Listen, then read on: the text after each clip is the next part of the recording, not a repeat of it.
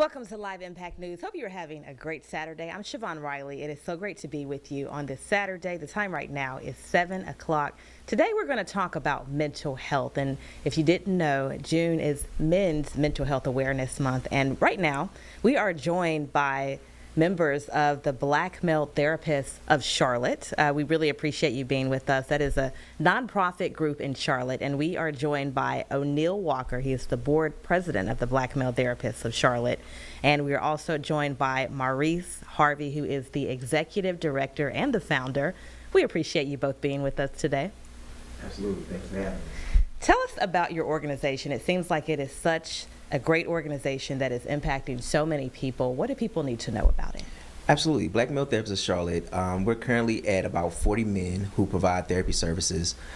We are located here in Charlotte. However, we're licensed in the state of North Carolina. And so we've all come together to help destigmatize the idea that something's wrong with people just because they are looking for a therapist or they're looking to have a space that is safe to explore what's going on in their everyday life. And you tell us a little bit too, Mr. O'Neil, why is this so important? I think it's so important because society has conditioned us to feel or to see that men don't have emotions. Mm-hmm. We're so logical that we don't have emotions. And I think that's farthest from the truth. And we can see just in today's news that there are crimes and violence and domestic violence and things of that nature that go on. Those are actually instances of emotions. And so when you have the ability to sit down in front of a trained professional and actually let your emotions out, we have an opportunity to become more logical in our actions and our thinking. And a lot of times people tend to hold their emotions in, and so your organization is really training men to, sometimes it's okay to talk about it, correct? Absolutely, absolutely. And the beautiful thing about Black Male Therapists of Charlotte is we don't actually provide services in-house. So when I say that we have 40 men who provide therapy services, that is upwards of 30 organizations that have partnered together, kind of like Voltron, if you will, or Power Rangers, or Wu-Tang, right? We are all different men with all different skill sets in different organizations that we represent, and we come together as a conglomerate to support one another internally with networking and understanding business aspects and clinical and professional skills, and then we take those learned opportunities and we go into the community and either create or partner with organizations. We really don't want to recreate the wheel. We'd much rather partner with organizations that are already doing the great work in the community and just provide that mental health lens to what they're doing. And you both are coming from an event that you had today. It was an event for folks across the community where men could come together. Tell us about that. Oh man, yeah. So the GENT Kickback. GENT is an acronym, guys engaging and networking together. Kickback is a term that, in term of endearment, where people know you can just kind of come and just be yourself and let loose. We have what we call micro modules, where we had several guys, panels of 2 to 4 guys, talking about different aspects of what does it mean to be a man, manhood, principles, how to deal with anger, grief, self-love, self-forgiveness, and just really an opportunity to explore in vulnerable space where it was safe.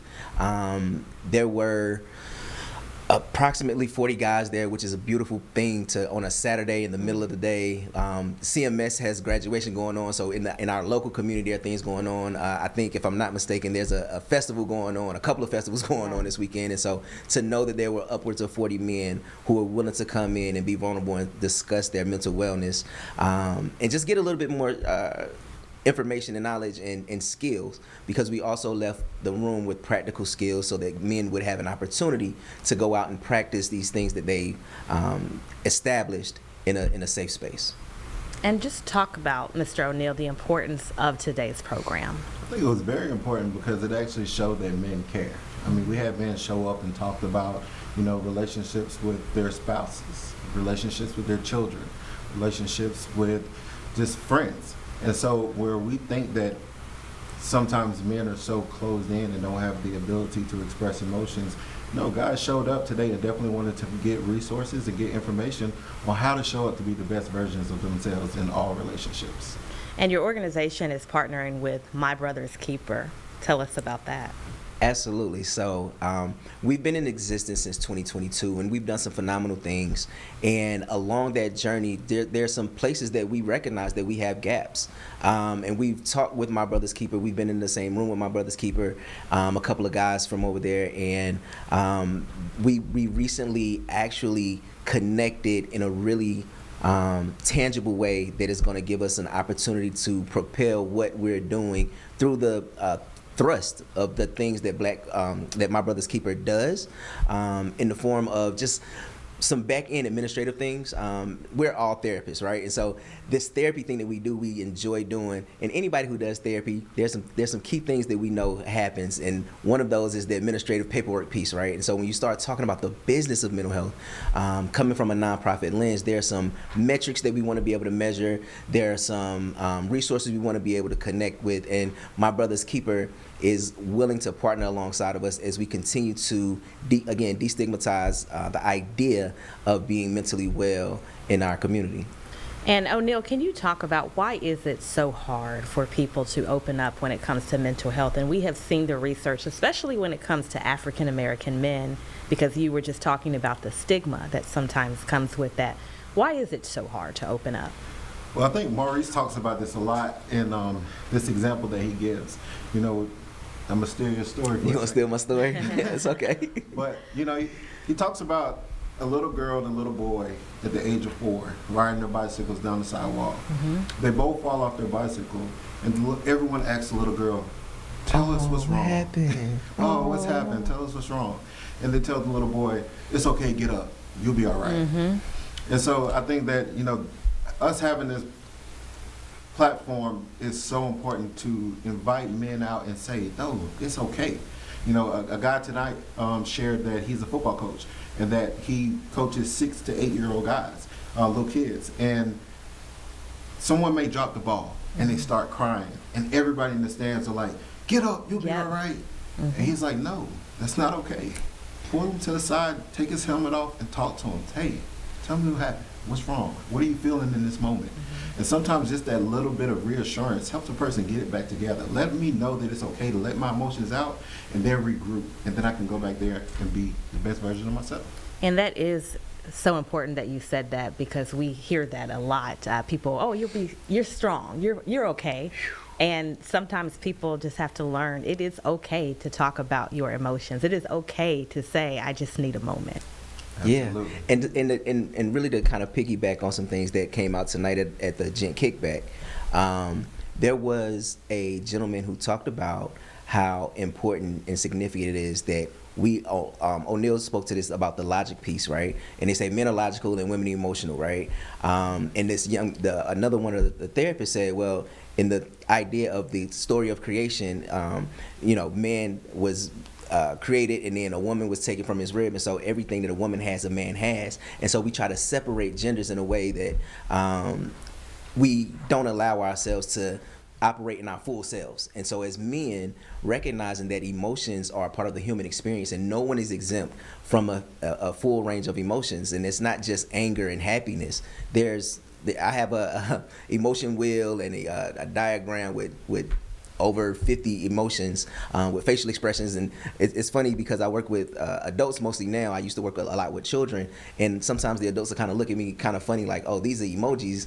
I don't really, I don't want to do this because it looks like it's for kids. Mm-hmm. However, when they really, let that guard down, let that wall down, and begin to point to the different emotions and begin to talk about how they feel about those emotions and how how those emotions come up in their lives, it's a really beautiful thing because we are humans and we have a full range of emotions. It's not restricted. Wow. Anything you want to add to that, O'Neal? No, I think it's an important piece. In addition to the work that I do, I also work with adolescent youth in level 3 group homes. Mm-hmm. And I do group therapy for those young guys. And 3 questions that I start every group session off with is, tell me how your week was in one word. I think that's so impactful, right? For them to have to slow down and really think about their entire week in one word. And then I also want to encourage them and say, tell me something positive that you did this week. A lot of times we could be so negative on ourselves. Yeah. That we don't slow down and think about that. No, we do some good too, right?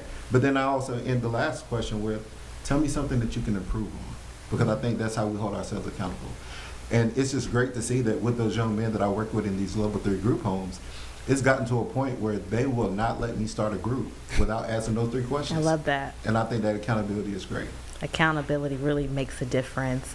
We're going to continue this conversation with the Black male therapists of Charlotte, with O'Neal Walker and Maurice Harvey. Stay with us. We'll be right back after the break.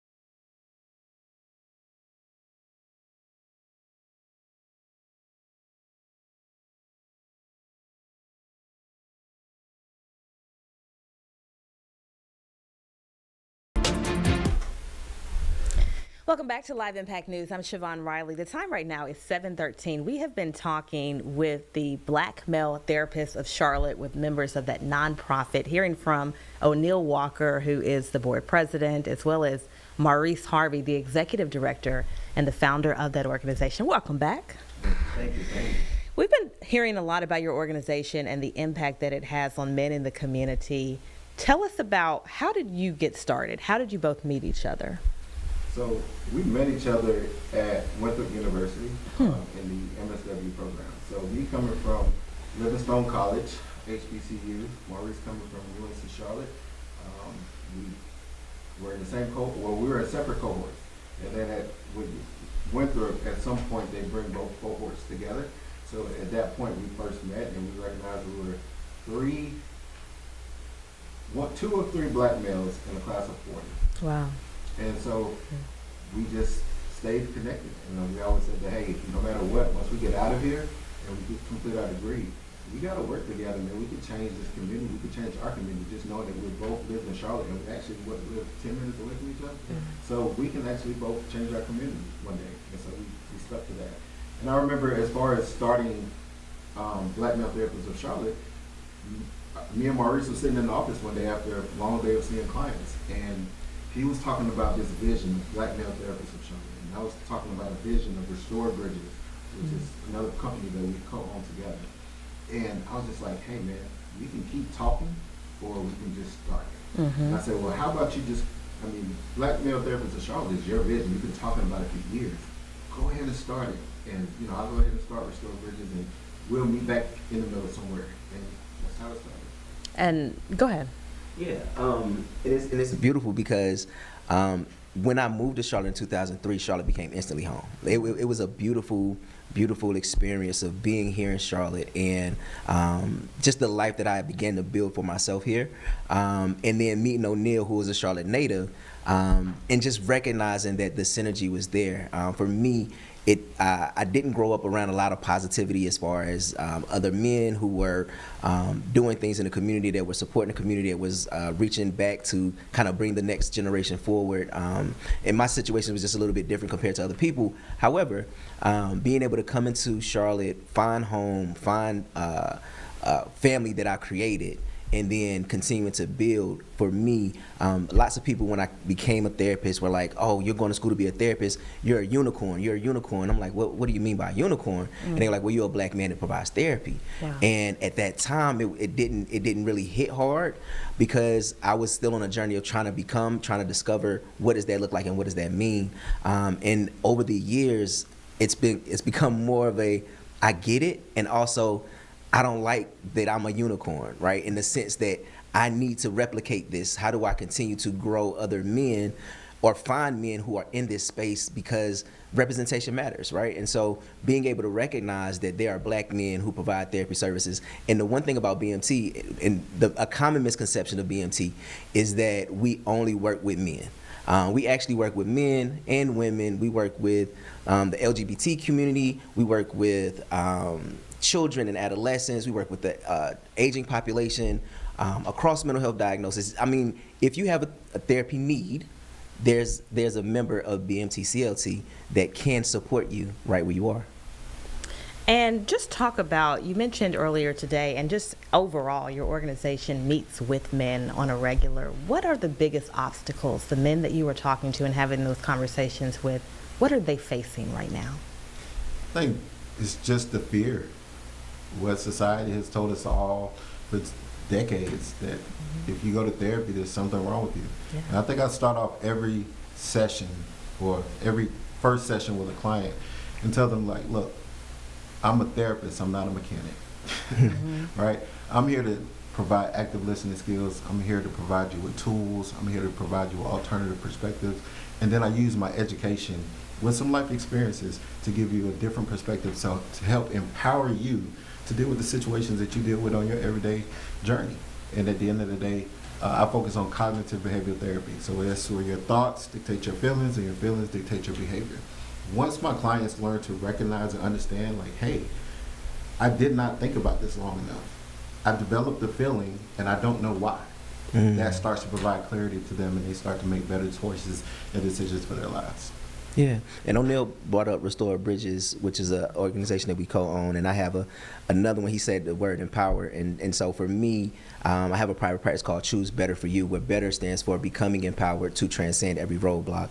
And I think it's so important that we recognize that everybody's better is different, and we can't necessarily paint the picture of what's better for someone. That's a decision they get to make on their own, right? And so you asked the question around what are the barriers, or what stops men, or what is that conflict that they have with coming to therapy. I think it's stigma, right? I think it's truly stigma, not just the fear, right, but the idea that something is wrong, or I'm crazy, or I've been told that I can do it all on my own. Back to a story that O'Neal talked about with the two children crying.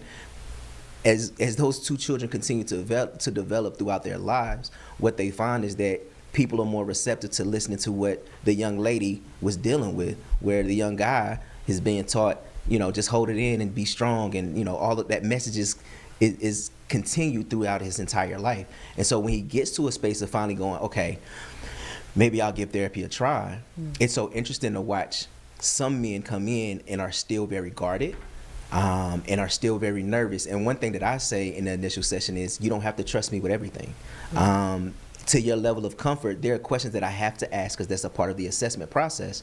And I'd like for you to answer them. However, the level of information that you provide in this initial session, it's a lot of vulnerability, and I'm asking you to do something with me that may be foreign. And so to your level of comfort, give me as much information as you can. And if it's something that you're uncomfortable with, we can table it, and we can try to see if we can bring that back later. And at the end of an initial session, I always ask, hey, over the next week or 2 weeks or whatever the time frame is, I want you to think about the things that you shared and didn't share, your level of comfort with that, and the space that was created. And I think that's really powerful, because it gives the power to the client to let them know that they are still in control, and it's not something where they have to fall apart. Because even as men, if you want to have an emotional space, it's not like you want to fall apart, right? Some of my guys are just like, I'm just not going to fall apart. Yeah. I had a client come for the first time this past week, and I had tissues sitting in my windowsill where the chair is, and in 2 minutes he started crying. Wow. And then he looked at the tissue box, and I said, the tissue box is there for you. I'm not going to offer it to you, but it's there in case you need it. And he broke down crying, and he was like, I don't even know why I'm crying, but it was so powerful to see him cry, get the tissue, and not feel like he had to be intimidated because he was crying. And I think that was a very significant space for him to be able to start the session and continue to share vulnerably. And I think, too, you also have to add in the obvious reasons, right? There's a financial cost to it. Yeah. And, for whatever reason, we understand going to the hospital and paying the doctor for a medical concern, but not understanding that there's also a financial cost that comes with our mental health concerns. Obviously, insurance may be a barrier. A lot of us have been conditioned to invest into our outside, our clothes, our cars, our houses, things of that nature. But a lot of us were not raised and conditioned to invest on our inside. And that's not even just men, and it's cultural too. And you have a lot of other cultures that do not believe in therapy. Yeah. But then once they start it, it's impactful, it's different. And so I can't speak for every therapist, but I know for me, I truly love and value this space of therapy. And so for any client or prospective client that reaches out to me, I offer free consultations. I encourage people to reach out to however many therapists they can and see who provides a free consultation. I always tell people, hey, a free consultation does not mean, well, because I gave you a free consultation, you got to come see me for therapy. No, I want you to come and see, what is it like to talk to someone?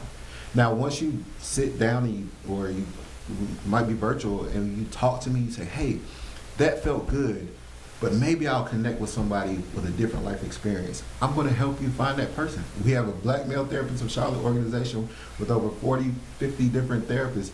I can help you find a Black male therapist. I can help you find a therapist, women therapists, other male therapists. It doesn't matter.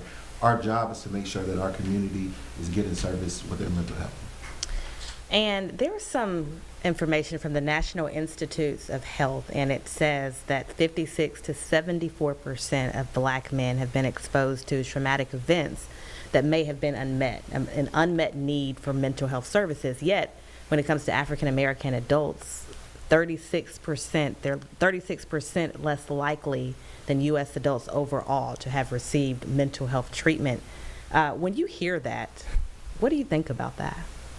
I think statistics and numbers are always interesting, because I'm always interested in where did those numbers come from, who did they ask, what community was a part of this survey, but also I go, well, yeah, that actually tracks. The interesting thing is most people have had a therapeutic interaction. They just didn't know it was a therapeutic interaction, because the language wasn't there. So a therapeutic interaction happens at grandma's table while she's cooking dinner. A therapeutic interaction happens at the nail salon or the hair salon or the barber shop, right? A therapeutic interaction happens when you're with your group of guys or your group of girls or your mixed group, and y'all are laughing and crying and talking and whatever you're indulging in, right, as adults. And you're having that moment where you're processing life. Right? The hardships, the ups, the downs, the sadness, those therapeutic interactions happen on a daily basis. The difference is with a therapist, what happens is that information becomes safe. That information isn't shared. It's not going anywhere. It's not going to anyone. Right? There's only 3 reasons the therapist will go outside of a therapy session to talk about what you got going on. That's if you say you're gonna hurt or kill yourself, you're gonna hurt or kill somebody else, or somebody trying to hurt or kill you, right? And even in that, right, I talk from a cultural lens of, if a parent is talking with me and they go, oh, my kid, I just want to kill him. That doesn't mean I have to call the police and all this, because we know that those terms are just things that we say sometimes out of frustration, right? And so sometimes people are scared to come to therapy because they say, well, if I say something, what's going to happen? Is my job going to find out? Are you going to call the people and put me in a padlock room? Am I going to lose am I going to get arrested? And when we say it's a safe space, right, it's truly a space where you get an opportunity to unpack. And the way I describe it is, it's a puzzle, right? So you come in with your puzzle of life and you sit with me and we begin to take it out of a box and we put some pieces together, and then you put the pieces back in the box, hopefully a little bit more together, and then your job for the rest of the week or 2 weeks or month that we don't see each other is to take that box of puzzle pieces out, put what you can together and come back and let's process that more, right? And what we'll find is that sometimes the puzzle is one big puzzle, sometimes it's multiple puzzles, and I think clients being able to see that visualization realize like, wow, my life is actually, there are pieces of my life that are actually more together than I thought. But again, the statistics still speak to the disparity of people of color who actually seek support from professionals. And I think, again, being an organization that are Black men who provide therapy services demonstrates that it is okay to not be okay. Yeah. And not only is it okay to not be okay, but it's also okay to go find a therapist. And who knows, maybe even a therapist that looks like you, talks like you, come from a similar background, or something that feels familiar. All right, well, we're going to keep this conversation going more with Black male therapists of Charlotte after the break.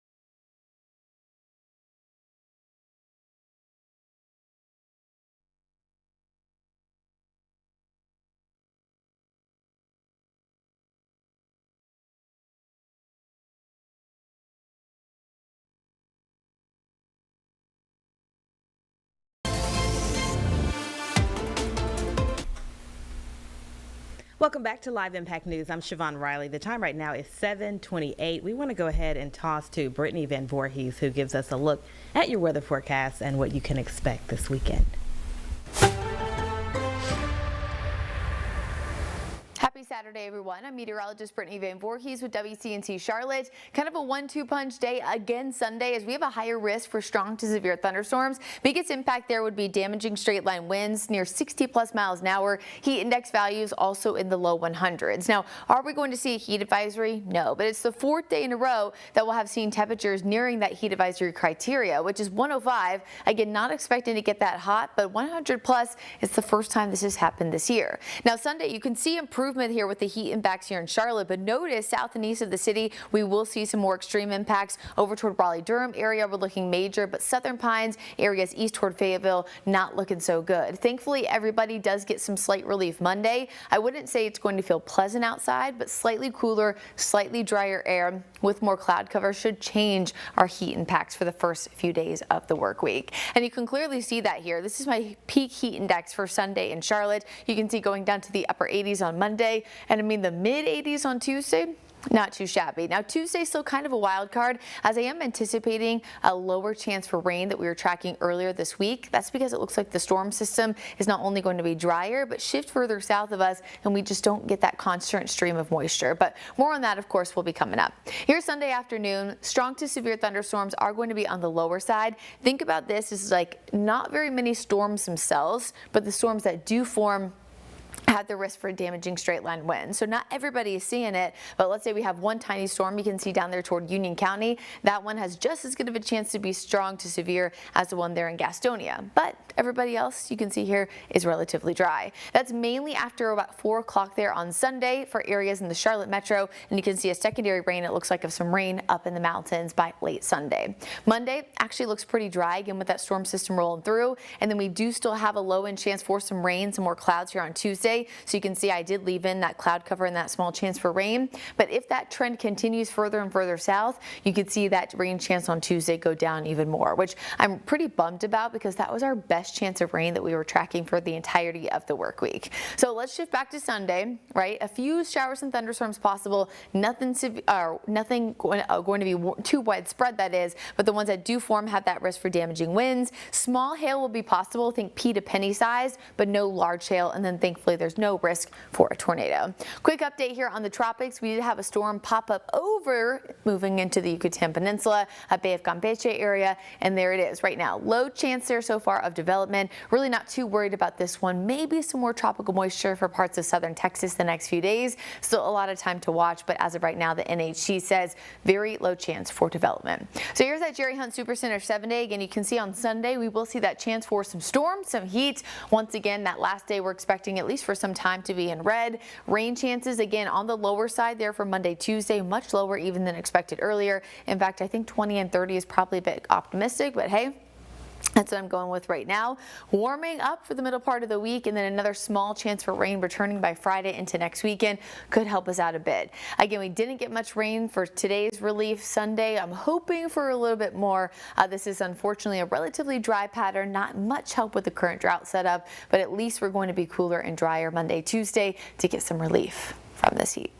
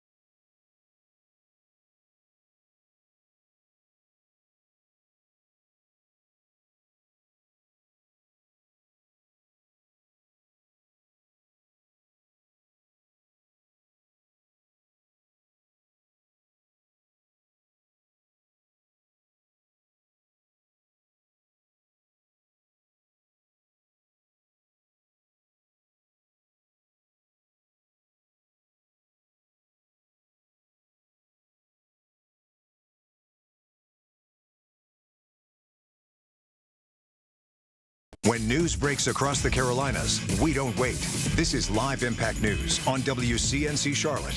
Live coverage, CMS is going to have an emergency school board meeting. real-time updates, These storms have the potential to produce a tornado. the stories impacting you as they happen. From breaking news to developing stories to moments that can't wait for the next newscast. Protests happening right now in our nation's capital. Live Impact News on WCNC Charlotte. Watch now, stream free.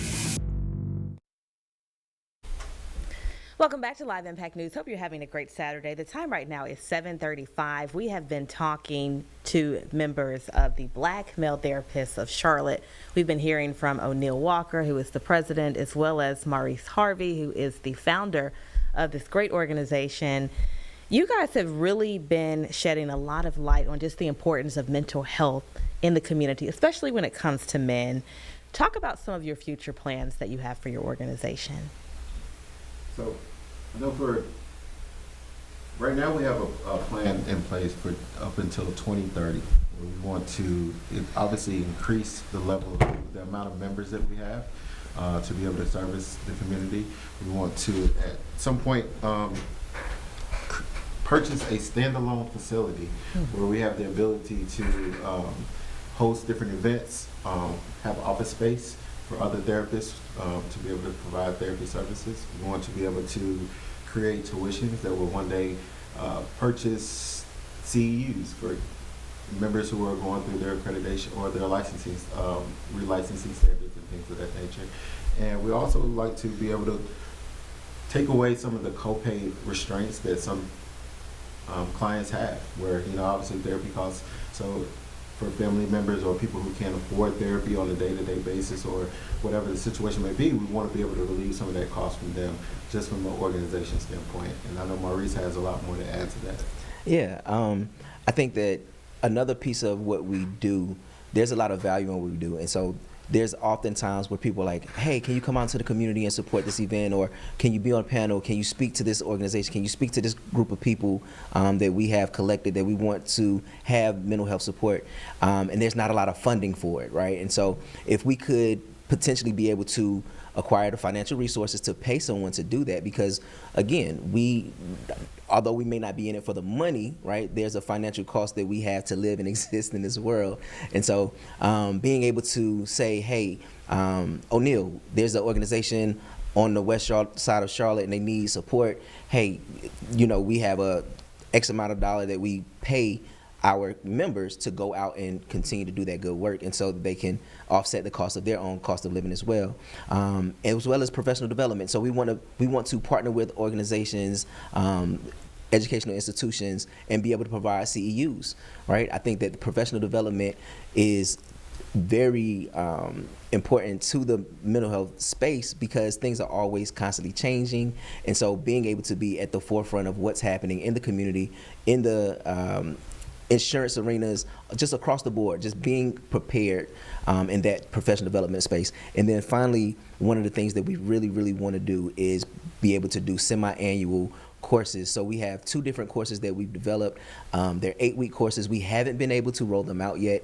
However, we are really looking forward to being able to fund and hopefully at no cost to the participants, an 8-week course that goes through different training modules to support wellness as they continue to grow in their everyday life. We have a 8-week course for children and adolescents, and we have an 8-week course for adults as well. And that 8-week course, what will that 8-week course look like? Yeah, so we're going to talk about emotional stability. We're going to talk about emotional intelligence. We're going to talk about the significance and signs of what happens in emotional crises and mental health crises. We're going to talk about mental health first aid. How do you spot it? How do you address it? How do you support people that may be going through crises?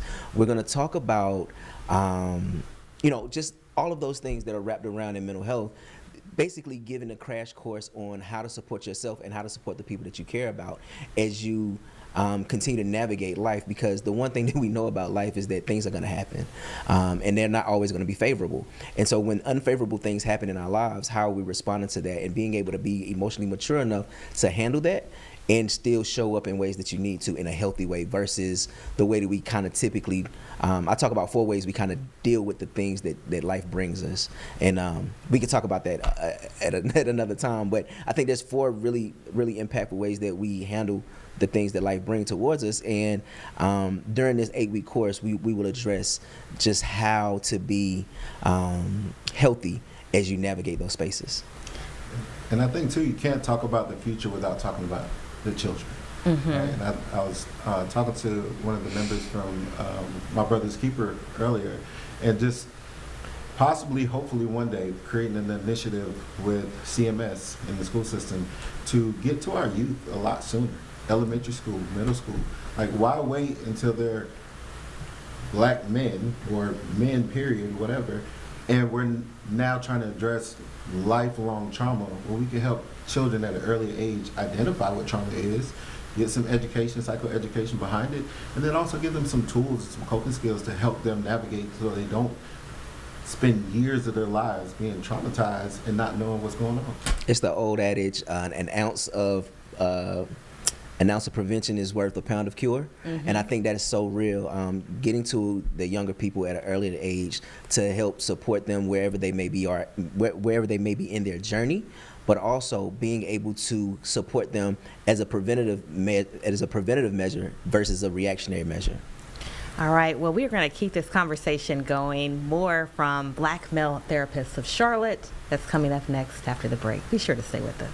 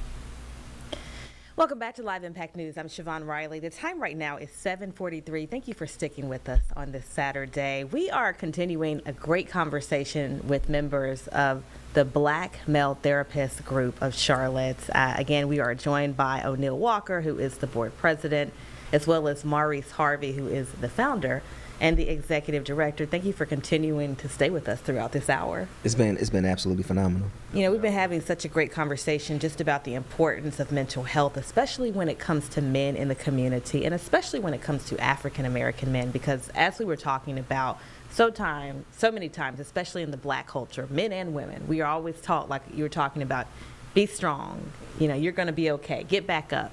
But sometimes you just need a moment to just talk to someone, or just, you need someone to tell you everything is going to be okay, but you also just want to have time to talk to someone and not just assume that you have to hold everything in, correct? Absolutely. Talk. Go ahead. Yeah, no, I was gonna say, and it's so interesting, and the thought process of being strong and resilient, and what does that look like, and what does that mean, but also understanding that the significance of rest. I often talk with guys in the gym about, the workouts that they're doing and the food that they're eating, macros, and counting the, all the macros and the reps and all the things, right? One thing that I often don't hear is the recovery and rest process, right? LeBron James, arguably one of the greatest leaders of this NBA space, right? He spends over $1 million on self-care as far as his body and making sure that he is able to be healthy, right? And so if one of the leaders of athleticism and just different things that he's doing is willing to spend that type of money and make sure that he understands that rest and recovery is a part of that process, then I think that's a great indicator that we all could receive that resting and recovering is absolutely a part of the work that we do as far as being the best version of ourselves. Yeah. Anything you want to add to that?